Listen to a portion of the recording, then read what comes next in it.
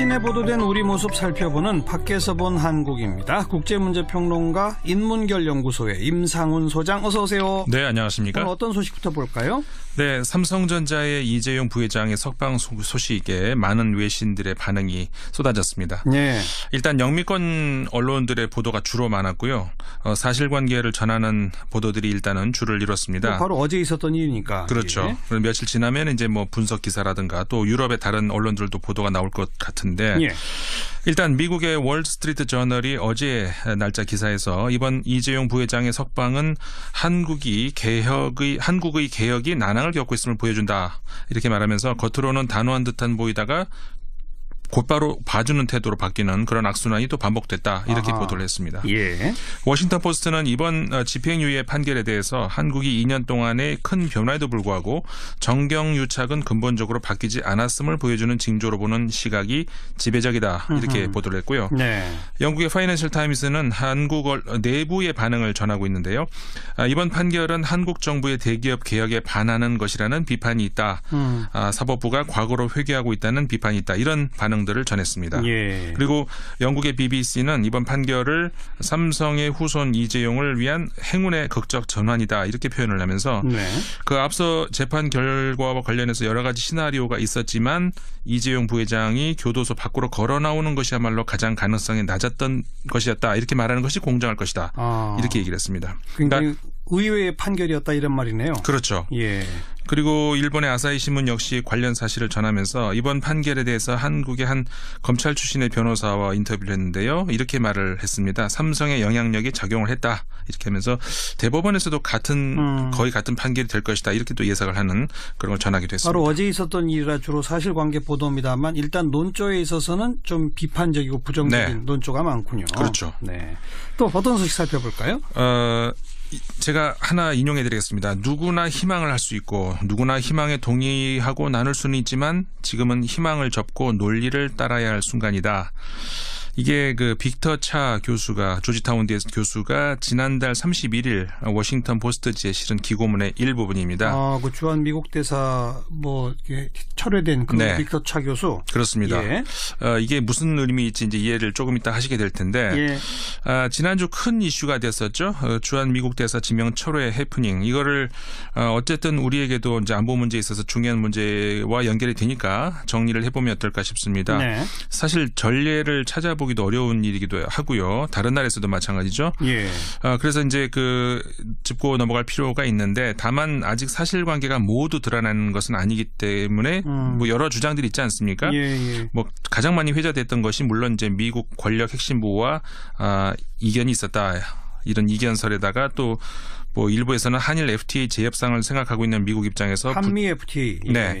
근데 이런 미국 입장에서 좀 말할 수 없는 어떤 이유가 있었다. 뭐 이런 설도 있었고요. 네. 미국에서 역시 나온 설이었는데 그리고 또 미 권력 핵심부 안에서 빅터 차 교수를 미는 쪽과 밀어내려는 쪽 사이에서의 권력 암투가 있었다. 뭐 이런 이야기도 나왔고 뭐 여러 가지 설들이 있었습니다. 근데 여기서는 그래서 미국 언론에 보도된 사실관계만 놓고 지금까지 상황을 좀 정리를 해볼까 하는데요. 그럽시다. 예. 빅터 차 조지타운대 교수이자 미국 CSIS 그러니까는 전략국제문제연구소 한국 석좌죠. 주한미국 대사로 내장이 되면서 한국 정부의 아그레망 그러니까는 승인을 요청한 것이 지난해 12월 초였습니다. 예. 그 이후에 우리 정부는 아그레망 승인을 다시 통보를 해서 미국으로 보냈고요. 예. 그런데 한 달이 넘게 진전 상황이 없다가 지난달 말 미국 정부가 빅터 차 교수의 지명을 철회했다는 그런 보도가 나오기 시작을 했습니다. 그래요. 워싱턴 포스트를 비롯해서 영미권의 몇 언론들이 미국 권력 핵심부와 빅터 차 교수 간의 대북 전략에서 이견을 보인 것이 낙마의 원인이다. 이런 보도가 바로 이제 나온 게 그 시점이었는데요. 예. 이제 크게 이슈가 되니까 미국 정부 국무부가 이제 나섰습니다. 빅터 차 교수를 지명 결정한 적이 없기 때문에 철회라는 말은 맞지 않는다. 이렇게 입장을 내놨고요. 네. 미국의 대북 전략은 달라진 것이 없다. 이렇게 공식 입장을 내놨었죠. 그런데 지명한 적도 없다면서 왜 아그레망 요청을 하느냐 말이죠. 네. 어쨌든 여기까지는 다 지금 보도가 된 거예요. 예. 그리고요. 또 어떤 뭐가 있습니까? 그래서 이제 그 뒤로 그러면 어떻게 이제 전개가 됐는가 이거를 이제 봤는데요. 네. 미국 언론이 그 이후에도 계속해서 빅터 차 교수의 낙마, 그다음에 미국의 대북 전략 전략과의 어떤 관계를 연결시키는 미국 정부는 관계가 없다고 하지만 예. 그게 관계가 있다는 그런 보도를 계속 내놓고 있는데요. 예. 일단 언론을 통해서 빅터 차 교수의 낙마 사실이 전해진 직후에 빅터 차 교수가 바로 기다렸다는 듯이 직접 그 워싱턴 포스트지의 1월 31일자 신문에 자신의 입장을 정리해서 기고문을 발표를 했는데요. 아까 인용하신 게 그 한 대목이죠. 그렇습니다. 예. 빅터 차 교수는 이 기고문에서 북한의 위협을 저지할 수 있는 방법은 트럼프 행정부의 일부 관계자가 주장하듯이 예방적 타격은 아니다 이렇게 주장을 하면서 네. 그렇게 될 경우에 한반도에 있는 미국인 23만 명, 일본에 있는 미국인 9만 명이 9만 명을 탈출시키는 것은 불가능하다. 그렇게 되면 피츠버그나 신시나티 정도의 규모의 인구에 해당하는 미국인을 위협에 빠뜨리게 될 것이다. 이렇게 기고문에서 경고를 했습니다. 그러니까 그 기고문의 내용을 근거로 미국 백악관이 원하는 코피 전략에 반대했기 때문이다. 이런 얘기들이 나온 거잖아요. 네, 그렇죠. 그 빅터 차 교수의 핵심 논지를 조금 더 정리해 보시겠어요? 그러니까 흔히 그 빅터 차 교수를 일컬어서 매파적인 관여 정책론자다 이렇게 부르지 않습니까? 강경파죠. 네. 예. 그러니까는 이 관여라는 말에서 흔히 혼동이 있는데, 이거 과거 클린턴 정부 말기 시절에 그 관여 정책이 북한에 대해서 이제 대화의 가능성을 계속 타진하면서 열린 자세로 견제했던 것이었다면은 네. 이제 이 뭐 공화당식이라고 할까요? 매파의 이 관여 정책은 북한에 대해서 군사적인 우위 입장에서 오판을 하지 못하도록 압박을 가한다 뭐 이런 건데, 예. 그러니까 여기서 군사적 행동과 관련해서 이제 빅터 차 교수는 무력은 북한이 선제 공격을 감행할 경우에 대응하기 위한 목적으로 해야지 미국이 먼저 선제 타격 또는 예방 타격을 할 경우에는 핵전쟁을 초래할 수 있다 이런 입장인 겁니다. 예, 예. 그래서 이제 미국은 그 빅터 차 교수의 주장입니다. 유엔 회원국들 특히 동맹국들과 연대를 강화해야 된다. 그 연대 차원의 군사 옵션을 준비해야 된다. 이런 것이 이제 그 현재의 미국 핵심부와 이제 차이점이라고 할 수가 있는데 예.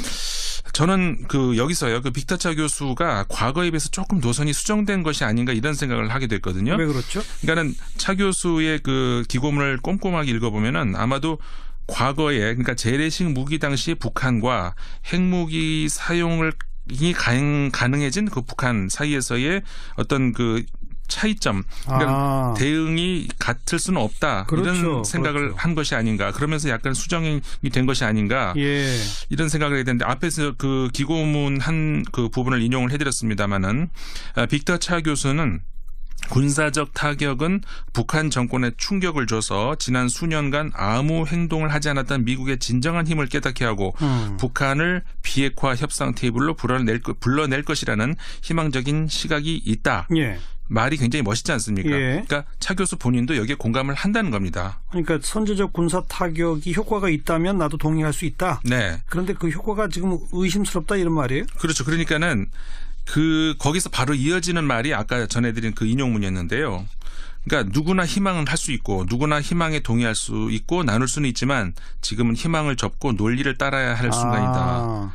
그런 선제 타격 주장은 희망일 뿐이다. 그렇죠. 지금 그 희망은 나도 동의하지만 그렇죠. 그거 안 되니까 이제는 논리를 따라라. 그러니까 아까 말씀드린 알겠습니다. 것처럼 예. 미국의 진정한 힘을 깨닫고 말은 멋있지 않습니까? 나도 그러고 싶다. 하지만 지금은 그렇게 할 때가 아니라는 건데 그러니까 예. 말하자면 미국 안보 분야의 핵심 분야에 있는 사람들이 이 차가운 논리적인 사고를 하는 대신에 기분 좋은 희망에 젖어서 정책을 추진하고 있다. 이런 예. 비판이라는 것이죠. 예, 예. 그래서 그 빅터 차 교수는 이 기고문에서 미국 일각에서는 여기보다 저기서 그러니까는 미국보다는 한반도에서 사람들이 죽는 게 낫기 때문에 선제 타격 또는 예비 타격식의 어떤 리스크는 감수할 수도 있다. 이런 입장이라고 지적을 하고 있거든요. 예.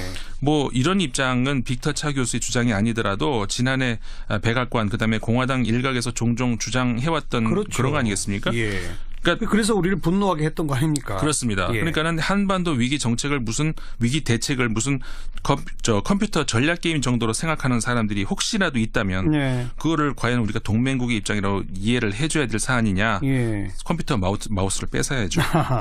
그런데 아무튼 이런 논란이 있고 나서 미국 정부는 우리는 뭐 선제 타격, 코피 전략 이런 거 없다. 네. 그냥 최대한 압박 캠페인이 우리 전략이다라고 공식 입장을 밝히고는 있죠. 그랬죠.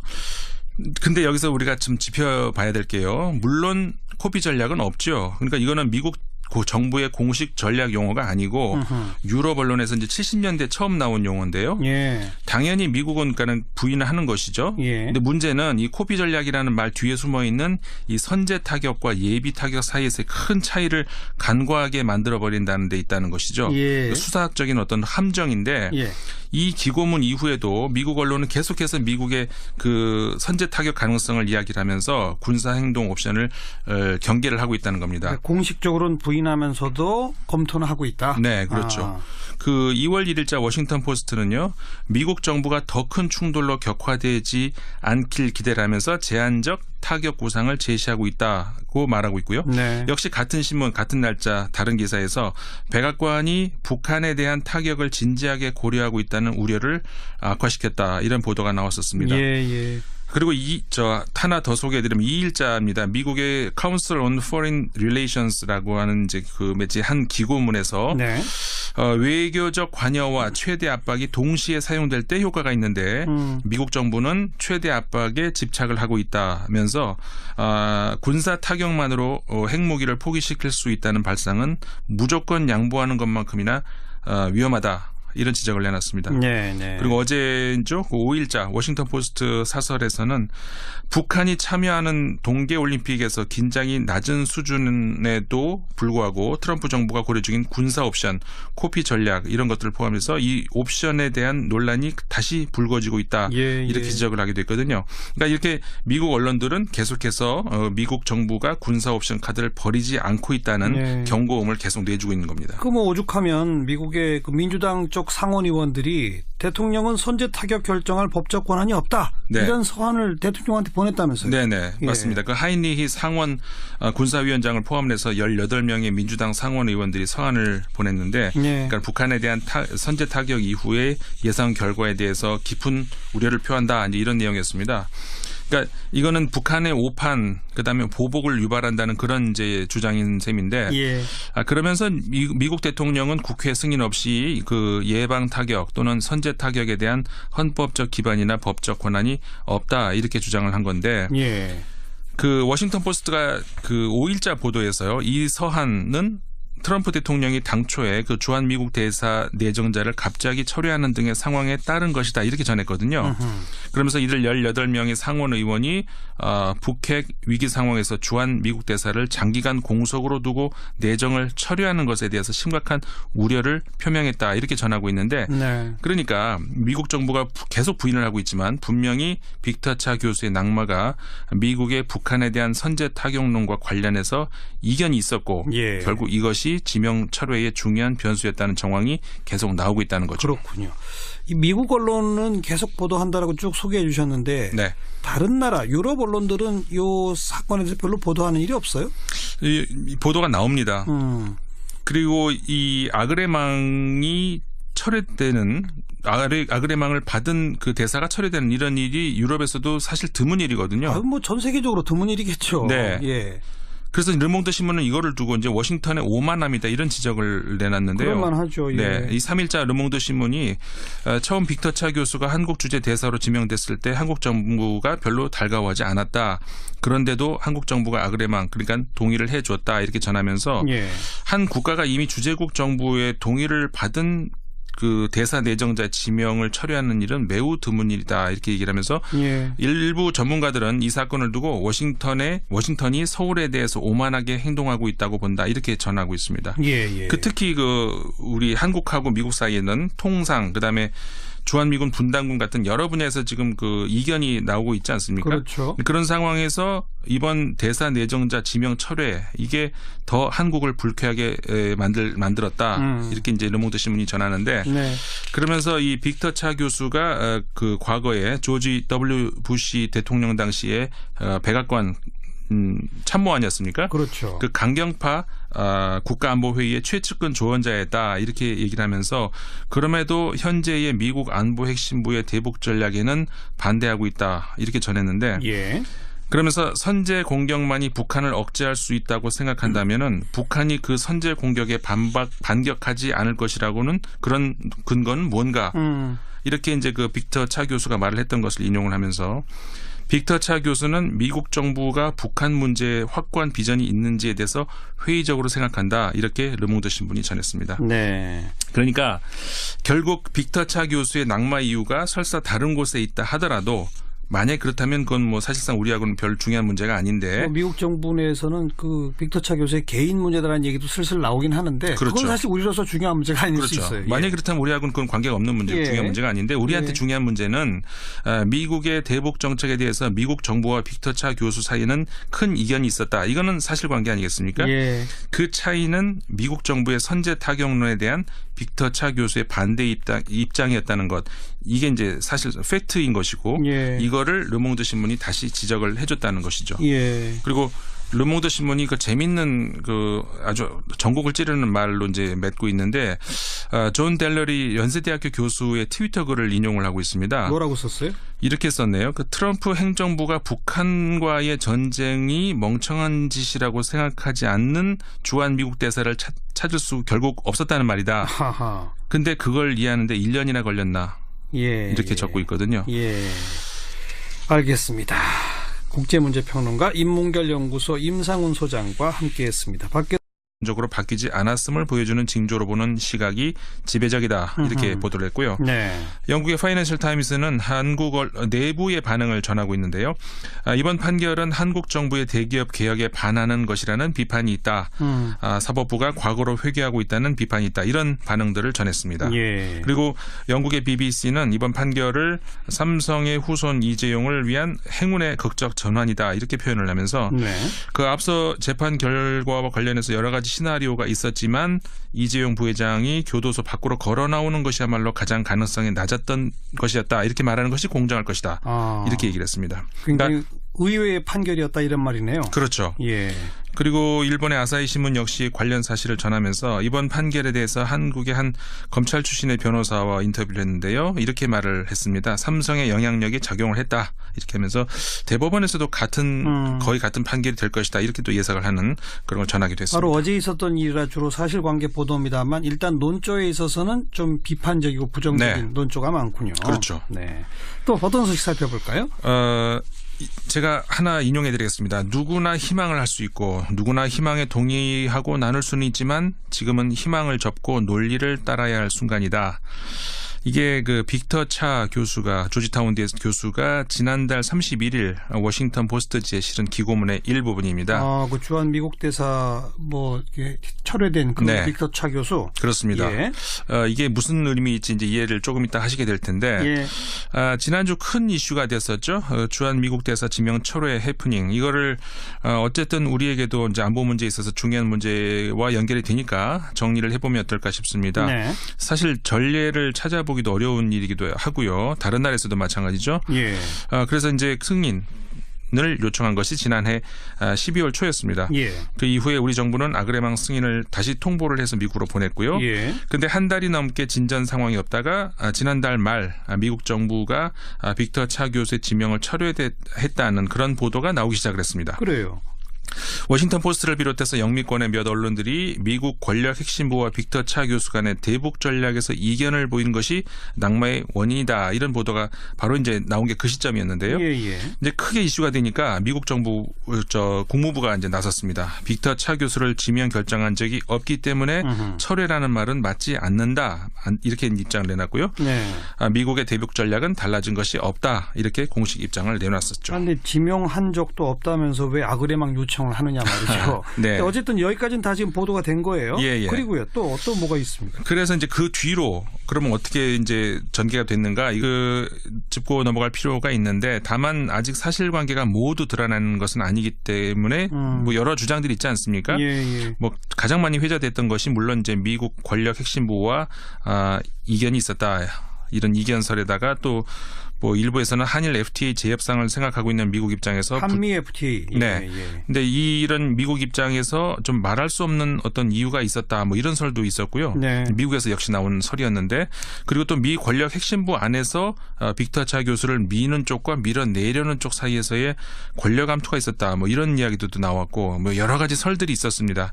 근데 여기서는 그래서 미국 언론에 보도된 사실관계만 놓고 지금까지 상황을 좀 정리를 해볼까 하는데요. 그럽시다. 예. 빅터 차 아메리카 조지타운대 교수이자 미국 CSIS 그러니까는 전략국제문제연구소 한국 석좌죠. 주한 미국 대사로 내장이 되면서 한국 정부의 아그레망 그러니까는 최신에 보도된 우리 모습 살펴보는 밖에서 본 한국입니다. 국제문제평론가 인문결연구소의 임상훈 소장 어서 오세요. 네, 안녕하십니까? 오늘 어떤 소식부터 볼까요?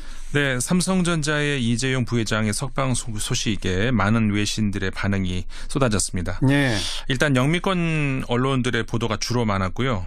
사실관계를 전하는 보도들이 일단은 줄을 이뤘습니다. 바로 어제 있었던 일이니까. 그렇죠. 예. 그럼 며칠 지나면 이제 뭐 분석 기사라든가 또 유럽의 다른 언론들도 보도가 나올 것 같은데 예.